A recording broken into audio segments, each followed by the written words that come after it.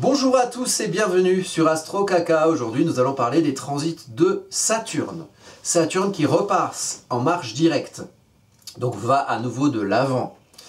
Et ça commence le vendredi 28 novembre 2025. Saturne repasse en marche directe à partir de 25 degrés du signe des Poissons et va avancer en droite ligne jusqu'au signe du Bélier le 13 février 2026.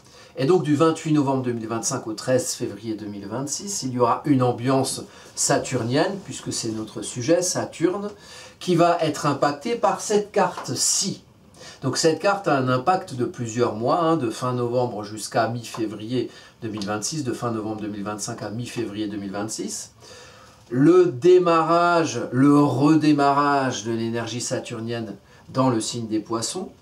Et donc ici, il s'agira de parler et de l'énergie saturnienne, et de l'énergie saturnienne en Poisson, et du contexte astrologique qui va nous amener jusqu'en début 2026, évidemment, contexte astrologique qui est susceptible d'influencer des événements concrets, que ce soit dans nos vies collectives, des choses historico-politiques peut-être, et que ce soit dans nos vies individuelles, donc nos enjeux individuels qui ont un rapport avec Saturne en Poisson et avec l'avancée de Saturne en Poisson de 25 degrés des Poissons jusqu'au signe du Bélier. Donc géographiquement quelque part, symboliquement, sur nos cartes à nous, la mienne, la vôtre, nos cartes astrologiques, ça va impacter 25 degrés des Poissons jusqu'à début Bélier. Donc dans votre carte, vous avez certainement ici une maison, ou des maisons, peut-être plusieurs maisons, voilà, la frontière entre deux maisons qui se passe entre 25 degrés des Poissons et début Bélier. Et vous avez peut-être des planètes, des énergies planétaires. Mars, enjeu d'action, Vénus, enjeu de valorisation, Jupiter, enjeu d'espace, tout dépend de votre carte, et ça je ne peux pas le deviner, donc il faudra que vous fassiez le petit travail chez vous, si ça vous intéresse, l'impact sur vos vies de cette carte-là, de voir qu'est-ce qu'il y a sur vos cartes natales, et puis sinon vous me sonnez en bas dans les descriptions, il y a tous les services que je peux proposer en tant qu'astrologue. Donc Saturne, voici le coupable, je l'ai entouré en rouge. Saturne, c'est une énergie de structure, c'est une ossature, c'est une construction. Quand on parle d'ossature, on parle de concret. Quand un os, c'est dur, c'est terrien, ça existe. Une ossature, c'est la structure de l'architecture, c'est ce qui fait que ça tient debout. Saturne, c'est une énergie de réalisation. Donc on applique au concret, on intègre dans un concret, on intègre dans une réalité concrète. C'est ça cette énergie dont on parle ici. Saturne, là où on a Saturne dans nos cartes astrologiques, nos thèmes natals, et Saturne ici également en transit, c'est une énergie qui va appliquer concrètement, qui va réaliser concrètement. Et là où on a Saturne dans nos cartes, il faut toujours du temps de l'expérience. L'expérience de la structure concrète, de la réalité concrète, de cette énergie saturnienne qui est hivernale. Saturne est en maîtrise des deux signes de l'hiver, le Capricorne et le Verseau. Des signes où il faut comprendre la nature concrète des choses au sein desquelles on s'inclut et on s'intègre. Sauf que, pourquoi il faut du temps? Il y a Saturne étant le temps long, il y a un temps qui est plus long que soi et que son incarnation. Et nous, dans nos petites incarnations, petites miettes que nous sommes par rapport à un grand ensemble au sein duquel on s'intègre, on peut avoir tendance à se désintégrer dans ce grand ensemble.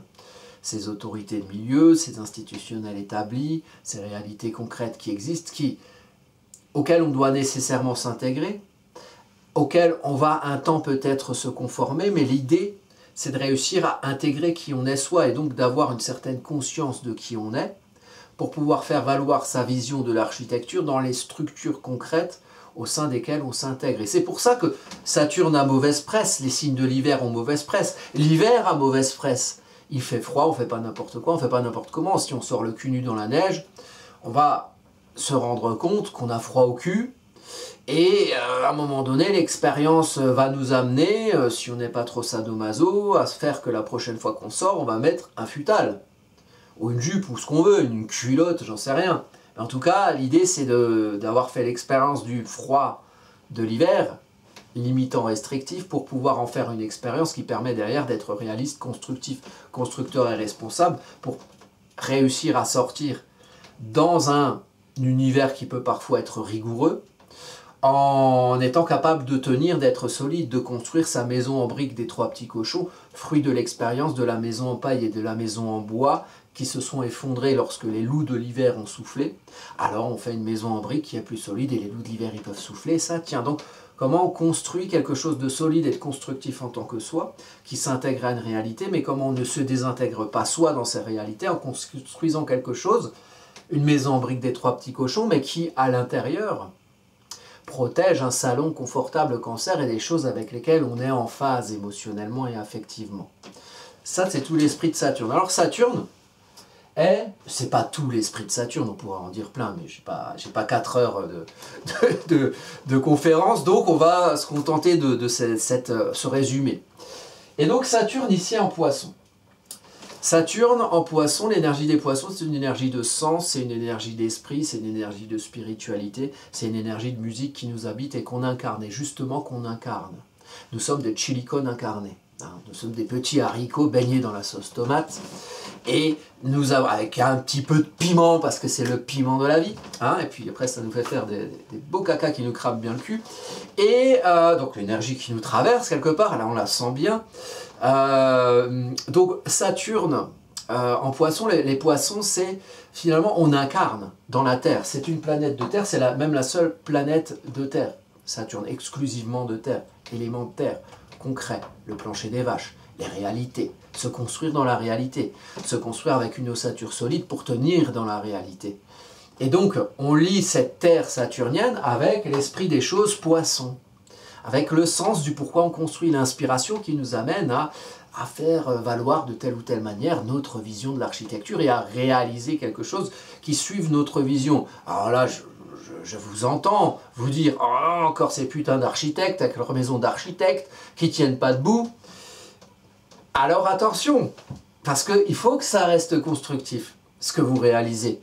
Mais il faut que ça ait du sens. Parce que si vous ne réalisez des choses qui ne soient pas irriguées de l'eau des Poissons, donc je parle d'une énergie sur la période du 28 novembre 2025 au 13 février 2026, quelque chose qui est mis en avant-plan dans cette énergie saturnienne qu'on vit tous, vous, moi, en collectif et individuellement. Il s'agit de pouvoir faire valoir quelque chose qui a du sens, mais si on ne réalise pas quelque chose qui a du sens et qu'on n'irrigue pas sa terre saturnienne de l'eau des Poissons, la terre s'effrite. La Terre est une réalité sèche et froide qui nous ensevelit. À ce moment-là, il n'y a pas de sens à ce qu'on réalise. Alors on est des robots. Alors on n'est qu'un pion en plus dans cette vaste architecture d'un temps qui est au-delà de nous et au sein duquel on se perd, on s'ensevelit en tant que soi. Donc il faut apporter du sens. Il faut apporter la musique qui vous habite, que vous incarnez, dans ce que vous réalisez. Et ce qui est intéressant ici, donc, une mise en visibilité en maison 5, hein, d'où je suis, Saturne tombe en maison 5, en fin de maison 5, la maison de l'affirmation, la maison de la mise en lumière de qui on est au-delà de la notion d'où on vient de la maison 4, la maison 5 suit, on s'affirme en tant que soi fruit d'une histoire, mais au-delà d'une histoire, on s'affirme en tant que qui on est, dans son individualité, on crée, on enfante. Donc il y a quelque chose à réaliser, qui doit se mettre en lumière, donc qui doit se voir. Alors, les questions qu'on peut se poser, vous, moi, tous ensemble, c'est qu'est-ce qu'on construit et est-ce que ça a du sens? Et comment on s'affirme en réalisant quelque chose. Peut-être avez-vous des projets, peut-être avez-vous des choses que vous souhaitez construire. Et là, c'est très intéressant puisque Saturne avance sur la période pour arriver au Bélier à un moment très important, la grande conjonction de Saturne et de Neptune en Bélier, le 20 février 2026. Donc on arrive à ça. Cette carte-là et cette énergie-là, ça nous amène à l'esprit de démarrage réalisateur de Saturne en Bélier conjoint à Neptune. Donc les deux planètes se rencontrent, mais pas dans le signe des Poissons, où ici on a aussi, vous voyez, Neptune qui maîtrise Saturne. Ça c'est en vert, c'est ce qui maîtrise Saturne, c'est Neptune et Jupiter. Et donc là les deux sont en Poissons, Neptune est aussi revenu en Poissons depuis le 22 octobre 2025. Neptune est revenu en Poisson. Neptune va repasser en Bélier mi-janvier. Saturne va passer en Bélier le 13 février. Les deux vont se rencontrer en Bélier le 20 février 2026. Elles se rejoignent en Bélier, elles ne se rejoignent pas en Poisson, en Poisson, quelque part, Neptune est très fort. Le sens, l'esprit, donner du sens, le spirituel. On peut parfois s'y perdre, hein. Les Poissons, en plus avec un Neptune puissant, sont un grand océan au sein duquel se déversent les rivières de chacun, les histoires de chacun, et tout se mélange. Et on peut s'y perdre. L'idée, c'est de pouvoir se réaliser et s'affirmer en tant que soi individuellement, maison 5, s'affirmer en tant que soi dans une réalisation qui a du sens pour nous, mais qui va s'intégrer aussi dans une ambiance qui est autour de nous. Et qui, ne pas la voir, cette ambiance, faite de croyances, voilà, autour de nous, d'influence aussi, ne pas la voir, l'omettre, c'est aussi ne pas voir la réalité des choses, que ce soit la réalité concrète saturnienne, que ce soit la réalité de sens neptunienne. De tout ce qui est autour de nous, il y a une ambiance au sein de laquelle on va aussi s'intégrer, et une ambiance au sein de laquelle il ne faut pas se désintégrer. Donc garder la conscience de soi, affirmer qui on est soi, pour réaliser et pour faire valoir le sens, le nôtre, de ce qu'on souhaite réaliser, des aspirations, des inspirations qui nous amènent à réaliser. Et donc cette énergie-là va nous amener aux deux qui se rejoignent, réalisation et sens, dans l'énergie de démarrage du Bélier. Donc pensez le projet, pensez ce que vous voulez montrer de vous, pensez ce que vous aspirez réaliser, pour pouvoir ensuite, en début d'année 2026, être dans une énergie où, on démarre. Mais cette énergie de démarrage, elle a déjà eu lieu précédemment, même si les deux planètes Saturne et Neptune ne se sont pas rejoints exactement en été. Saturne a commencé sa rétrogradation, je crois c'était en juillet 2025. À ce moment-là, elle était très proche de Neptune sans l'atteindre. Les deux ne sont pas croisés. Et donc tout l'été 2025, on a eu déjà Neptune et depuis à partir du 25 mai 2025, Saturne est passé en Bélier à l'époque et a rejoint Neptune dans ce signe. Donc on a déjà eu, on va dire, un galop d'essai quelque part, quelque chose une ambiance qui s'est teintée de cette énergie d'impulsion réalisatrice, d'impulsion de sens. Le Bélier, c'est le premier signe du zodiaque, donc on démarre quelque chose. Et donc peut-être, voilà, il y a des choses qui se sont passées cet été, des choses qui ont accouché, qui se sont confrontées, que vous avez entrepris, je ne sais pas. Et peut-être qu'il y a une énergie là ici avec Saturne et Neptune de bilan. Tiens, est-ce que ça correspond à ce que je voulais? Et il y a quelque chose qui ressort à nouveau à partir du 20 février. Et sur cette carte présente, l'idée c'est de pouvoir avancer vers ce démarrage en pensant et en mettant en lumière ce qu'on souhaite réaliser. Est-ce que ça a du sens? Est-ce que le sens est le nôtre? Est-ce qu'on arrive à se projeter ou à se mettre en lumière comme celui qui va réaliser ou celle qui va réaliser, qui va faire, qui va ancrer dans une réalité concrète au nom du sens qui est le sien? Ça, c'est l'énergie dont on parle. Maintenant, cette énergie elle-même est entourée d'autres énergies qui communiquent, qui cohabitent avec elle. Alors, la maîtrise donc de Saturne, c'est les Poissons. Donc, ce qui maîtrise les Poissons, c'est Neptune et c'est Jupiter. Alors, Neptune, facile, c'est à côté. Donc, on se centre sur l'esprit qui nous amène à réaliser. Le pourquoi on veut réaliser, pourquoi on veut construire quelque chose et qu'est-ce qui a du sens pour nous d'affirmer en termes de réalisation. Et puis, il y a Jupiter qui, dans l'énergie des Poissons, donc Jupiter qui rétrograde depuis le 11 novembre 2025, donc qui est parti de 25 degrés, qui arrive jusqu'à 15 degrés le 11 mars et qui va ensuite repasser de l'avant pour passer en Lion le 30 juin 2026. Vous pouvez noter les dates, elles sont importantes. Jupiter, c'est dans les Poissons l'énergie qui prend la place, qui prend l'espace, qui prend le pouvoir d'être soi et d'être en phase avec soi, ou du moins de prendre un espace dans lequel on peut pas gouverner, mais avoir le pouvoir de faire vivre au-delà de soi ses propres inspirations, ce à quoi on aspire en Poisson.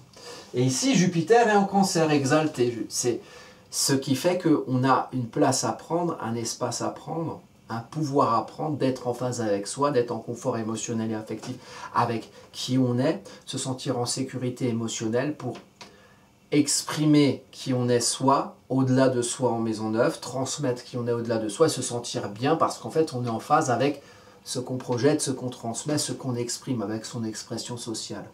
Donc il s'agit, c'est des maisons de feu. Maison 5, je mets en lumière qui je suis. Maison 9, je suis moi au-delà de moi et je transmets qui je suis. Avec un trigone, 24, 42, 25, 09, en degrés de Saturne et de Jupiter, des deux planètes sociales. Jupiter, je prends mon espace au-delà de moi. Saturne, je construis au sein d'une réalité concrète qui est au-delà de moi. Les deux s'encouragent. C'est pas mal. Et puis ça suit quelque chose qui était le carré entre Jupiter en Cancer et Saturne en Bélier du 15 juin 2025. Les deux étaient en carré, maintenant c'est un trigone. Donc c'est une suite à un virage mi-juin. Vous voyez dans vos vies, est-ce qu'il y a des choses qui ont un petit peu évolué? Voyons dans le collectif, j'en ai déjà parlé, le 15 juin était particulier. Quand même un moment assez tendu dans le monde, où l'Iran et l'Israël se balançaient des missiles, hein, ce qui était peu envisageable même quelques mois avant. Donc c'était tendu dans le monde. Là, il y a quelque chose qui fait suite, mais qui est plus coulant. C'est un trigone, c'est un aspect encourageant. Mais ça fait quand même suite à ça. Donc attention dans le monde. Qu'est-ce qui peut faire suite à des mouvements de tension assez irritants qui ont eu lieu en juin? Hein, ça peut encourager à aller encore plus loin aussi, puisque Jupiter, énergie qui peut parfois être dans l'exagération, on prend son espace mais rien n'arrête. Hein, chacun défend son beefsteak, son église, sa famille, en Cancer, son cocon, voilà, le côté un peu communautarisme peut-être parfois, qui peut être amplifié, avec moins d'énergie saturnienne, réalité concrète, pour arrêter, puisque Saturne, là est en Poisson, mais va passer dans son signe de chute en Bélier, donc la contrainte est moins forte quelque part. Et la contrainte, des fois, c'est pas mal, quand on fait n'importe quoi. Hein, il y a des lois, il y a des règles, il y a des morales, donc attention à... alors en même temps, Saturne peut restreindre et limiter, donc peut-être que c'est un bon moment pour chacun, et même vous dans vos vies personnelles, pour vous autoriser à... Mais attention à ne pas outrepasser certaines lois ou certaines réalités qui existent et qui existeront de toute façon. Si la loi de la gravité, vous jetez une pomme, elle tombe à une certaine vitesse, ça existe. Ça existera, qu'importe vos idées. Il y a des choses qui existent, qu'importe les idées de chacun. Et puis il y a les idées de chacun qui parfois ont besoin de prendre leur espace. Donc, gardons en conscience que même si, vous voyez par exemple dans la période covidienne, hein, on avait Saturne très puissant pendant toutes ces années, même pendant les gilets jaunes, et donc la contrainte était forte.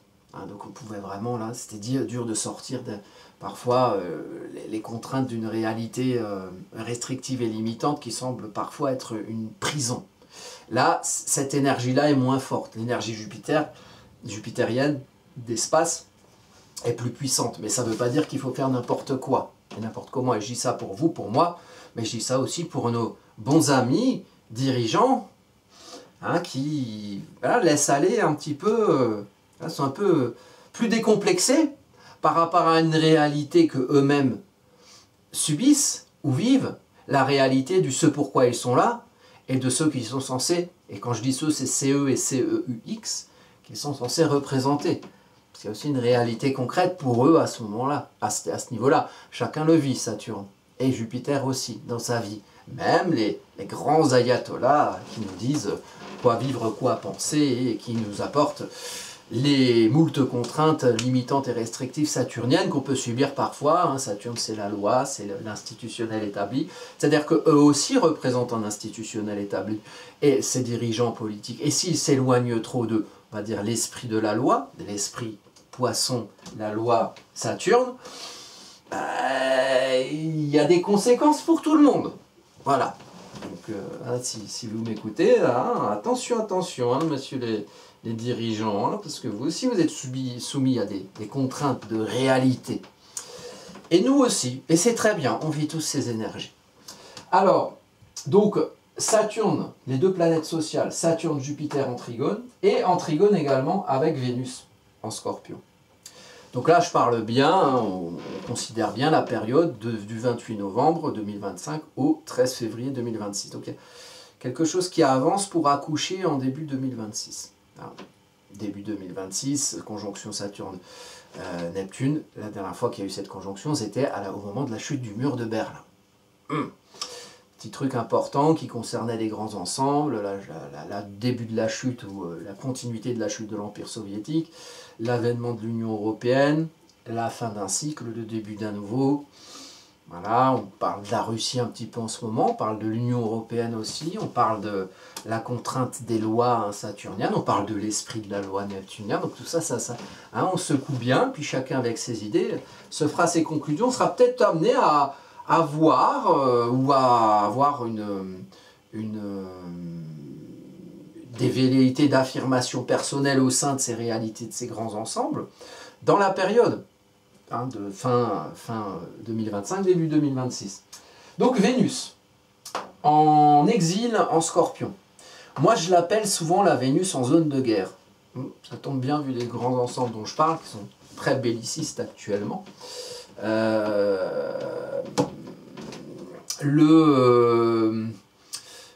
Vénus en fait, c'est l'amour, c'est les valeurs, c'est ce à quoi on adhère, c'est ce qui fait qu'on s'aime.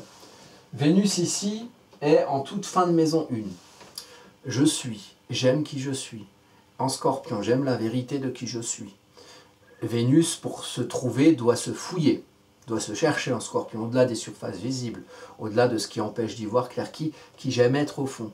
Et l'amour pour soi doit avoir une certaine intensité, fruit d'une chasse au trésor, on va chercher au fond.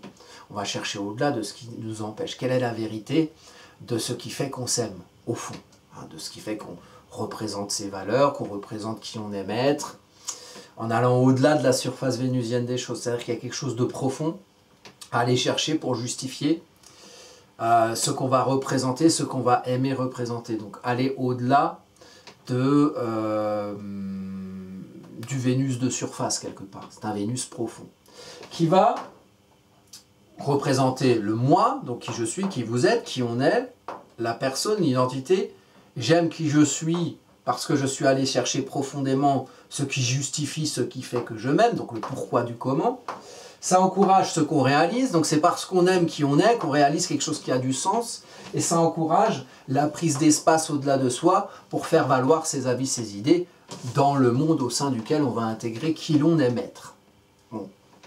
Ça ressemble beaucoup à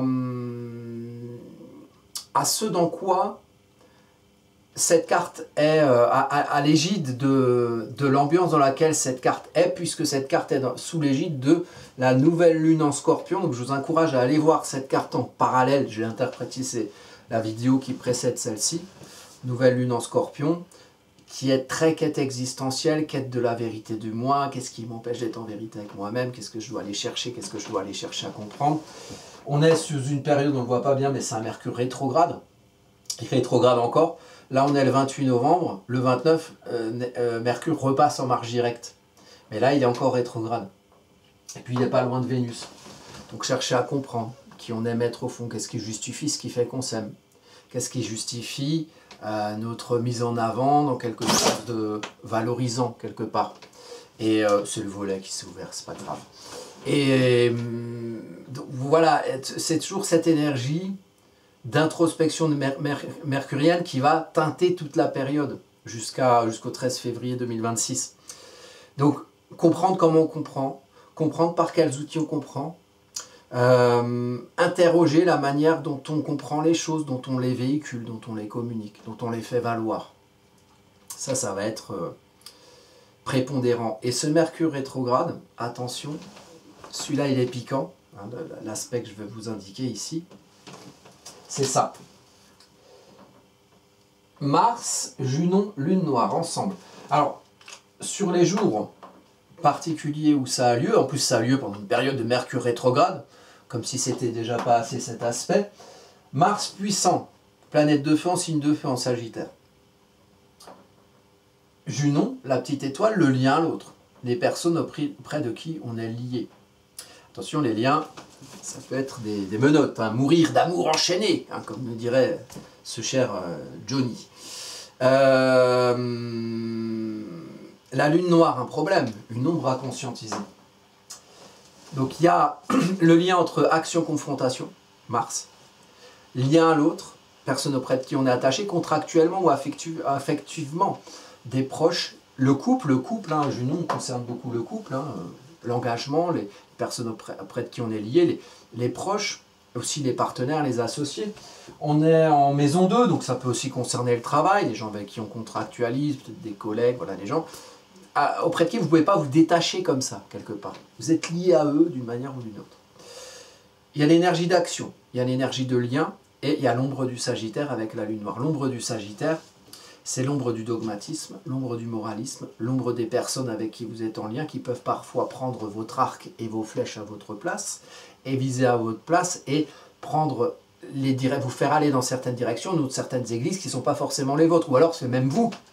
Vous voyez que vous puissiez être dogmatique, moraliste, et qui vous avez tendance à imposer votre morale aux autres. Moi je pense ça, moi je vais par là, et puis vous devriez aller par là aussi, parce que c'est bon pour vous, mais je sais mieux que vous. La morale c'est bien. Le dogme, pourquoi pas? On se fait des théories. Mais on peut avoir les mêmes que vous, on peut vous suivre, vous pouvez suivre d'autres, mais c'est vous qui devez décider. Vous voyez? Et alors, avec la Lune noire en Sagittaire, il se peut qu'il y ait parfois certaines personnes avec qui vous êtes en lien, qui vous expliquent qui vous êtes à votre place et où vous devez aller. Donc, attention à ça, il y a une forte énergie, surtout 26, 27, 28 novembre, là on est le 28 novembre, il y a cette conjonction qui est formée à peu près sur ces 3 jours, et donc cette conjonction-là, elle va avoir une influence par cette carte, donc par l'avancée de Saturne en Poisson, elle va avoir une influence jusqu'au 13 février 2026. Donc, on vient de sortir, c'est une suite de quelque chose d'autre. On vient de sortir depuis que la Lune noire est rentrée en Scorpion, à peu près vers mars, avril 2025. On a eu la Lune noire qui a navigué autour de Junon, qui était passée en tout début Sagittaire en février 2025 et qui a rétrogradé en Scorpion ensuite. Donc, il y a eu des lunes noires Junon, en veux-tu, en voilà, en Scorpion, dans cette période, à peu près mars-avril 2025, jusqu'à maintenant, là, novembre 2026. On va dire, bon ben voilà, la Lune noire elle sort un petit peu du Scorpion, Junon aussi, on va enfin être tranquille avec ça. Sauf que les deux se rejoignent maintenant dans le signe d'après. Et ils vont finir par se séparer, hein. Mais c'est un temps long. C'est un temps long de contrainte du lien à l'autre. Donc ça demande d'avoir une énergie d'introspection sur avec qui on est lié, qui est proche de nous, contractuellement, effectivement. Quelle est la vérité de qui on est, Scorpion, avec l'autre? Qu'est-ce que l'autre empêche pour nous de voir de cette vérité? Qu'est-ce que l'autre nous permet de creuser et de chercher aussi? C'est ni bon ni mauvais, Junon. Mais avec la Lune noire, ça veut dire qu'il y a un truc à creuser, un souci, une ombre. Et puis maintenant, l'ombre du Sagittaire, bah tiens, mais comment l'autre, il nous fait aller par-ci, il nous fait aller par-là, il nous dit qui c'est les gentils, il nous dit qui c'est les méchants. Voilà, question de direction. Vous agissez au nom de quelles églises et est-ce que ces églises sont les vôtres? Donc point Priap, diamétralement opposé, qui va arriver en Gémeaux. Qui va arriver en Gémeaux. Donc pour pouvoir, si vous vous interrogez sur les directions que vous prenez et si ça suit vraiment vos convictions, vos idéaux qui vous aident, vos églises, bah, interrogez-vous sur concrètement qu'est-ce qui se passe en Gémeaux dans votre thème. Est-ce que vous êtes au clair, là où il y a le Gémeaux dans le thème, avec qui vous êtes? Est-ce que les choses sont bien comprises, bien logiques, suivant une logique rationnelle, ou alors est-ce que c'est plus flou? Ou alors, vous voyez, l'idée avec être au clair avec soi permet de savoir finalement dans ce qu'on fait, est-ce que c'est ce qu'on fait finalement, ce qu'on vit, suit une logique rationnelle du qui on est et de qui on a compris être. On n'a jamais 100% de recul sur soi et on arrive, voilà, on essaye autant que faire se peut au mieux du possible de viser des choses et de prendre des directions qui soient les nôtres. C'est jamais parfait, mais il faut tendre vers ça. Ça c'est en plus c'est l'axe en signe Gémeaux Sagittaire des communications. Je comprends qui je suis, alors je vais là où je suis les directions qui correspondent à ce que j'ai compris être quelque part. Donc, il y a cette énergie-là qui travaille fort et cet aspect-là, attention aux proches, rapport avec les gens proches de vous, façon de vous comprendre, de communiquer avec ce qui est en face au point Priap. Il y a quelque chose à faire, il y a quelque chose à impulser, il y a quelque chose à confronter. Et le sujet, c'est la direction que vous prenez, les églises que vous représentez sur cette période-là. Donc pour affirmer une structure, une réalisation qui soit la vôtre, qui fasse sens pour vous, il y a aussi des choses à faire qui doivent être faites au nom de qui vous êtes, en lien avec d'autres personnes évidemment, et voir comment ce lien vous aide à prendre votre direction ou vous en empêche. Voilà. Et des liens qu'on peut même parler de contrat social. Contrat social au sens large, au sens collectif. le contrat social vous lie. Et parce qu'il y a un contrat social, eh ben, vous ne pouvez pas faire n'importe quoi, n'importe comment. Vous êtes obligé de suivre des lois parce que voilà, vous avez signé le contrat. Bon. Mais toutes les parties du contrat doivent respecter le contrat. Sinon, le contrat, il ne vaut pas. On est d'accord. C'est caduc. Ça ne marche pas. Relisez le contrat social. Bon, alors, vous avez vu quoi le contrat social? Tapez contrat social sur Internet. C'est intéressant de revenir aux sources. En fait, le contrat social, c'est ce qui fait que la société vous impose des règles et que vous accordez à la société le droit à la coercition légitime, c'est-à-dire que c'est la société qui a les policiers, les militaires et qui peut vous contraindre si jamais vous attentez aux règles et aux lois et aux normes de cette société. Mais si vous choisissez, si vous adhérez à cette société, c'est parce que vous-même, vous avez signé tacitement. C'est les trucs, les petites lignes en bas du contrat, les choses qu'on coche sans lire. Mais en fait, vous avez signé, puis vous êtes là, vous suivez ces lois. Donc c'est que tacitement, implicitement, vous adhérez à ce contrat social. Hein, les lois, Saturne, bon. Relisez le contrat social. Après, vous verrez si ça vous convient ou non. Je ne vais pas vous influencer. Mais je vous influence à lire le contrat social. Et vous, au moins, allez regarder ce que c'est. Après, vous verrez si ça vous convient ou pas. Et si tout le monde le respecte. Hein, c'est-à-dire que il y a des lois, tout le monde doit les respecter. Ou alors, on institue le privilège. Pourquoi pas? C'est possible, hein, si tout le monde est d'accord. On dit que tous les vieux blancs à cravate ont plus de droits que les autres. Voilà. Et on est tous d'accord avec ça, parce que quand même, ils sont gentils, et puis ils mangent vachement bien le foie gras, mieux que vous, donc ils méritent. C'est la méritocratie. Pourquoi pas? Cherchons. Vous voyez, on revient sur quelque chose de plus long, mais Pluton en Verseau ici, qui est au socle du thème, hein. Donc la reconsidération de la manière de comprendre les systèmes, les réseaux sociétaux, les interactions, les systèmes qui structurent les interactions autour de vous, et puis vous, comment vous comprenez ce système-là. Pluton en Verseau, la dernière fois, c'était à la Révolution française. En début de signe, c'était plutôt encore la période d'indépendance des États-Unis. Ça aussi, il s'en passe des choses aux États-Unis. On est sur des aspects qui sont communs sur des planètes lentes, notamment avec Neptune. Neptune en bélier, qui correspondent à la guerre de sécession. Aux États-Unis, guerre de sécession dans les années 1860. Il y a beaucoup, les grands ensembles, hein, les États-Unis sont concernés aussi. Voilà. Alors, est-ce que j'ai encore du temps? Plus trop. On a une lune en poisson, un besoin de sens. Lune, l'enfant intérieur, Saturne, l'adulte responsable. Saturne, il va créer, il va réaliser au sein de réalités concrètes. La lune, c'est un besoin. Il y a un besoin de poisson. Il y a un besoin de sens d'esprit, d'affirmer du sens, d'affirmer de l'esprit. L'enfant intérieur demande ça, il demande à l'affirmer. Il y a une sensibilité à ça. Alors on peut, voilà, lune en poisson, on peut aussi se perdre dans ces grands océans de sens et d'inspiration. C'est pour ça que Saturne, il apporte un apport concret. Hein, la réunion des deux, bon, alors c'est sûr que Saturne peut contraindre la Lune, hein, des réalités concrètes, mais les deux ensemble, c'est pas mal parce qu'il y a le besoin et puis il y a la réalisation, donc pourquoi pas. Alors, je voulais vous montrer, en carte en suivant, alors déjà, par rapport à l'ascendant, il va, donc d'où je suis, il y a un ascendant Balance. C'est un apprentissage en termes de conscience de qui on est maître, Vénus, et du sous la surface Vénus Scorpion. Apprendre à comprendre qui on est maître et à représenter ce qui fait qu'on s'estime. Il y a une question aussi de dignité personnelle, d'où le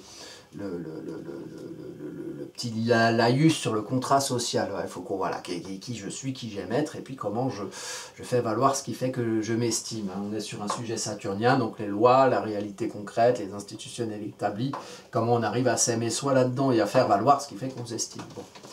Si on va sur la carte du 13 février, en plus, il me semble, je suis plus sûr, mais je crois que c'est un vendredi 13 février. Je suis plus sûr du tout, peut-être c'est une connerie. Voilà, faites-moi pas en cucu en commentaire si j'ai dit une connerie. On retombe sur un ascendant Balance. Pas très loin, 23 degrés, l'autre il est à 27 degrés, donc voilà. Donc qui va remettre en avant Vénus. Vénus qui va être ici, le maître d'ascendant. Ça c'est le 13 février 2026. Vénus se positionne sur la Lune de la carte précédente. Vous voyez, Lune à 4 degrés en Poisson, Vénus à 4 degrés en Poisson. Donc, le ressenti de maintenant, le besoin d'affirmer du sens, un presque artistique, spirituel. Eh bien, il sera valorisé à la fin de la période. On va en conclure quelque chose. Alors, Vénus, c'est plus terrien, c'est terrien aérien, ça maîtrise le taureau, ça maîtrise la balance. Ici, ça va maîtriser plutôt la balance, parce qu'on a l'ascendant ici en balance. Donc, c'est finalement le besoin qui n'est pas forcément tout de suite intelligible, c'est ressenti, peut amener potentiellement à quelque chose de valorisant en février. Et il y a autre chose en cycle entre ces deux cartes. Mars, vous savez, ce Mars-Jupiter, lune noire, là, qui est tendu dans les relations, voir où on va, au nom de qui, et comment l'autre peut parfois nous influencer à prendre certaines directions, ou à avoir certains dogmes, certains morales qui ne sont pas forcément les nôtres. Bon. Mars était là, et là il est au sextile de son positionnement de la première carte Mars. Avec Vesta, foi en le fait de faire, en Verseau. Donc là c'est la réunion, Pluton et Mars, les 2 maîtres du Scorpion en Verseau. Une vérité de qui on est, dans ce qu'on comprend être, dans d'où vient ce qu'on comprend être, et dans ce qu'on reconsidère dans son histoire émotionnelle et affective, de ce qu'on a compris être individuellement, et de sa manière de voir des choses et d'avoir une certaine vision du monde. Pour affirmer quelque chose de valorisant, Vénus en Poisson. Et vous voyez là, Mars arrive en Bélier, 0 degré, et Neptune à 0,32. Saturne avance plus vite que Neptune, les deux se rejoindront à 0,45 du Bélier. Et là, on a, vous voyez, aussi intéressant, Chiron, hop, sur le descendant. Donc Chiron sur le descendant, c'est la blessure, la guérison, la blessure du rapport à l'action. On a Mars en lien entre cette carte et la carte du 28 novembre, lien sextile, aspect stimulant, 2 planètes extériorisées, feu et air. Donc, viser, et dans quel monde on vise. Donc, trouver sa direction, agir en prenant sa direction, et en faisant attention au lien à l'autre, comment il peut nous influencer dans la visée sur la première carte de novembre. Et ensuite, qu'est-ce qu'on a amené à faire et à viser en novembre, nous amène à comprendre, à formaliser, à traduire une certaine vision du monde dans laquelle on doit se valoriser et affirmer ce qu'on aime être et ce qui nous valorise, et l'esprit des choses qui nous valorisent. Et alors là, on est sur un Saturne qui passe en maison 6. Maison 6, maison 5, la première carte, maison 6, la seconde carte. Maison 5, j'affirme qui je suis. Je mets en lumière quelque chose que je dois réaliser, qui a du sens pour moi, qui a de l'esprit. Et en maison 6, comment j'inclus ça dans une réalité quotidienne, une réalité fonctionnelle. Maison 6, maison de terre, qui suit une maison de feu, la 5, en analogique au signe du lion. C'est j'affirme qui je suis au-delà d'où je viens en maison 5, et je pérennise ça dans un fonctionnel, un concret fonctionnel, des organisations qui permettent de faire durer ce que j'ai à affirmer.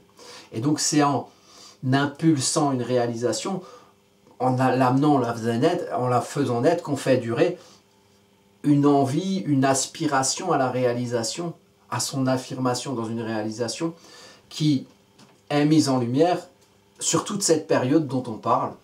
Donc la période du 18 novembre, du 28 novembre, pardon, entrée de Saturne en marche directe, enfin retour en marche directe de Saturne en Poisson le vendredi 28 novembre 2025 jusqu'au 13 novembre 2026. Donc ça inclut ces fins d'année, début d'année. Il y a un virage qu'on prend, 2026, c'est la fin d'un grand virage plus lointain qui nous a fait démarrer en 2019-2020, avec plein de conjonctions. C'est la fin du virage en 2026. Je pense que ce virage terminera complètement à un moment qui secoue pas mal, et je vous invite à aller visualiser, c'est en lien en dessous, la vidéo que j'ai faite sur les transits de 2026. C'est au mois de juillet. Quand Jupiter passe en Lion, Jupiter va former des aspects bienveillants, sextiles ou trigones. Un Jupiter opposition Pluton, Jupiter sextile Uranus. En gros, on aura Jupiter qui va être là. Il va être en sextile à Uranus qui va être là en Gémeaux. Il va être en opposition à Pluton qui va être là, donc tout vers les 4 degrés en Scorpion. Il va être en sextile à Neptune, donc Neptune en début Bélier va être sextile à Pluton, sextile à Uranus, et il y aura encore un sextile à Jupiter. Tout ça en même temps.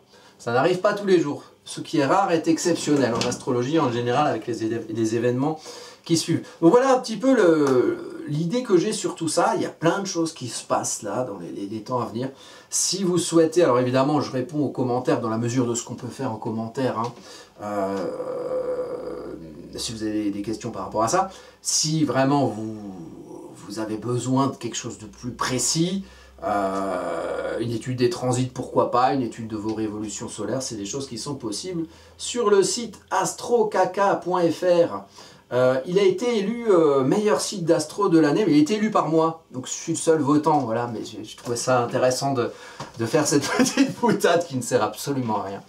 Et voilà, donc bon, si vous avez besoin de, voilà, de choses plus précises, et puis sinon, juste petite annonce comme ça, c'est ma 300e vidéo sur YouTube, sur AstroCaca, donc je vous encourage, si vous voulez apprendre l'astro, et là pour le coup, tout est gratuit, hein, tout est accessible, vous allez sur les playlists qui sont, où est-ce qu'elles sont les playlists? Elles sont là, hop, vous allez sur playlist, et là vous avez plein de, j'ai classé les vidéos par différents aspects, par exemple il y a celui sur l'astrologie, voilà, comprendre les bases de l'astrologie, c'est celui-là, si vous voulez, voilà, avoir des visions des planètes en signe, tout ça, il y a plein de vidéos que j'ai fait là-dessus.